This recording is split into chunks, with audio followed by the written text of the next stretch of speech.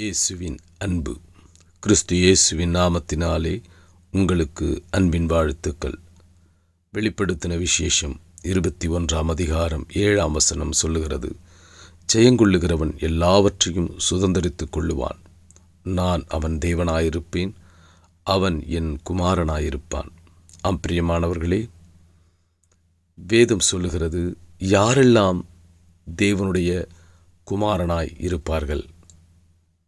கிறிஸ்து இயேசு நம்மை சொந்த இரட்சகராய் ஏற்றுக்கொள்ளுகிறவன் எல்லாம் தேவனுடைய குமாரனாய் இருப்பான்.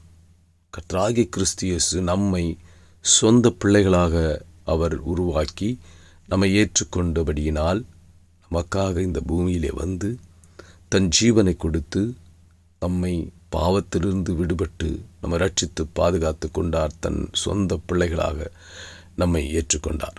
அப்படிப்பட்ட தேவனை நாம் சொந்த இரட்சகராய் ஏற்றுக்கொள்ளும் பொழுது, ஏற்றுக்கொண்டு அவர் வழியிலே நடந்து அவருடைய பிள்ளையாக மாறும் பொழுது, நாம் இந்த உலகத்தை ஜெயிக்க கர்த்தர் அனுக்கிரகம் பாராட்டுவார்.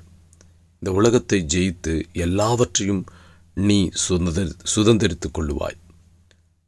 அவர் சகல அதிகாரங்களையும் உங்களுக்கு கொடுத்திருக்கிறார். நீங்கள் எல்லாவற்றையும் சுதந்திரித்து தேவ ராஜ்யத்திலே பிரவேசிக்கும்படி அவர் உங்களுக்கு அனுக்கிரகம் பாராட்டினார்.